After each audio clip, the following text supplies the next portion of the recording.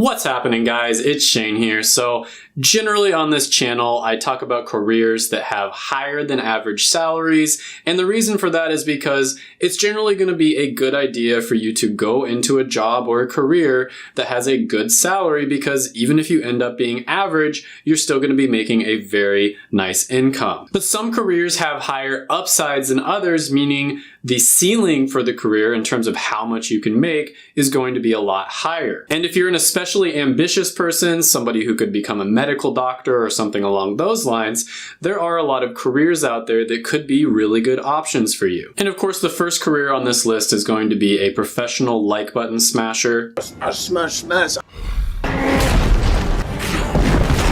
No, but seriously, I would really appreciate it if you hit the like button. It does help a lot with the algorithm. Thank you so much. The real first one on the list is going to be a CEO or a chief executive officer. And basically what this is somebody who runs the entire business. They oversee everything within a corporation or an organization, but they don't necessarily own it. So for instance, someone starts a business and, after 20 years, they want to retire. Well, they want somebody to come in and run the entire organization for them. This person is going to have to be exceptionally hardworking and skilled in sales and leadership and all kinds of other kind of intangible skills. And therefore, they're going to get paid a ton of money. And the range in pay for a CEO of a business is extremely wide, and it varies so much. Could range from a couple $100,000 a year to in the tens of millions a year. And this is a great option for you if you basically want to be somebody who kind of owns your own business and you run it that way, but you don't want to start it from scratch. Now, the second one on the list is going to be just below a CEO. They're going to have less responsibility, but they're still going to have a lot of responsibility.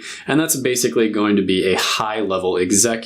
So an example of this one would be the vice president of a company, for instance. Now, they generally aren't going to make nearly as much as a CEO, for instance, but depending on which company you're in or which industry you go into, they can still make a ton of money, and they don't have nearly as much responsibility as somebody who is at the very top. And again, the average salary is going to range a ton for this career, but generally you're going to see like low six figures to even up into the millions. And this is a really great option for you to aim for if you're somebody who has leadership skills, you're very ambitious and you're driven, but you don't necessarily want to be an owner of a business or somebody at the very top who is basically on call 24/7. And this one will also be really good for you if you do have an inclination towards entrepreneurship, but at the same time, you really want structure in your life. So you want to have that creative freedom of an entrepreneur, but at the same time, you want to have kind of like an overall structure that you can work within. Next on the list is going to be software developers, and this is a really versatile one, and it's one that I recommend to a lot of people. Now, the median for this one is over 6 figures a year, and I think everybody knows that, but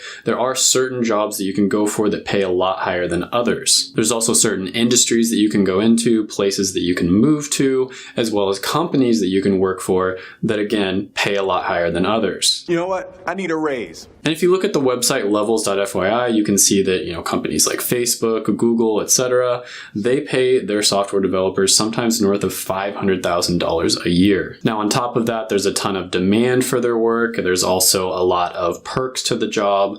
Google pretty much spoils their employees, for instance. Overall, you're not going to make quite as much as the previous two that I mentioned, most likely, but it's still extremely lucrative. Now, the next one on the list is going to be an information technology manager. And this one is great because it basically integrates the technology side of things with the business side of things, and you have to have skills that are overlapping, and not that many people have those skills. And this is sort of a mid-level manager position, but you can still make a really good amount of money, oftentimes over $200,000 a year. And with the age of automation coming on, technology is a very good one to go into just in general. But if you also add on a leadership position like a manager on top of that, your skills are going to be extremely coveted by tons and tons of different companies, and therefore you're going to get paid very well. Next one on the list is going to be the good old entrepreneur. And I've talked a lot in other videos about how your chances of success are extremely low for entrepreneurs.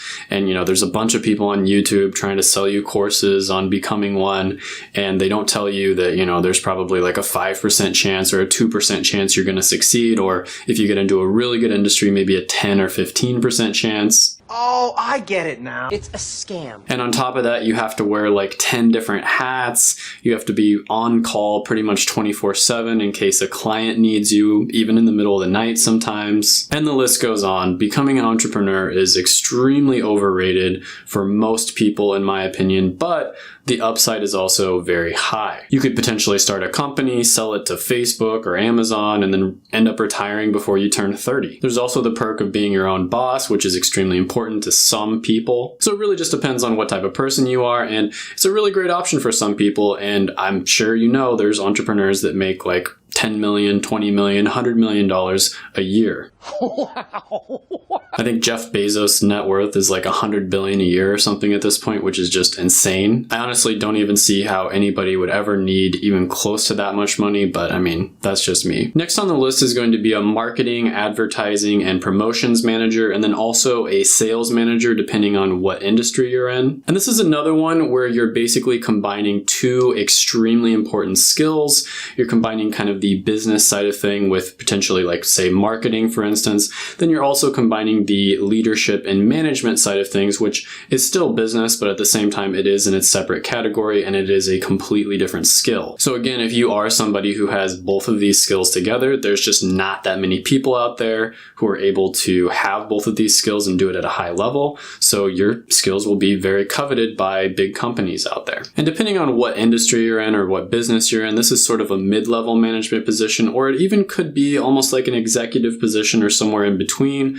But either way, you can make a lot of money. A lot of the time it's going to be commission based. So you might make $500,000 base, and then whatever your commission is, you might end up making over $1 million a year. But overall, this is a really good one to get into, and it's especially good if you're skilled in marketing or sales, and then you also want to learn leadership as well. Now, the next one on the list is going to be a hedge fund manager, and basically what they are is they are people who take other people's money and then invest it for them so that they can get a really good return. So an example of this would be Ray Dalio or maybe Warren Buffett. And so let's say you find a client and they give you $1 million to invest and you make 11% profit. So you made $110,000 off of the $1 million in 1 year. You would take maybe 1% of that, so $10,000 for yourself, and then you'd give the $100,000 back to the client. And this is really good, and it's also extremely scalable because there's pretty much no limit to how much money you can make depending on how many people you get to invest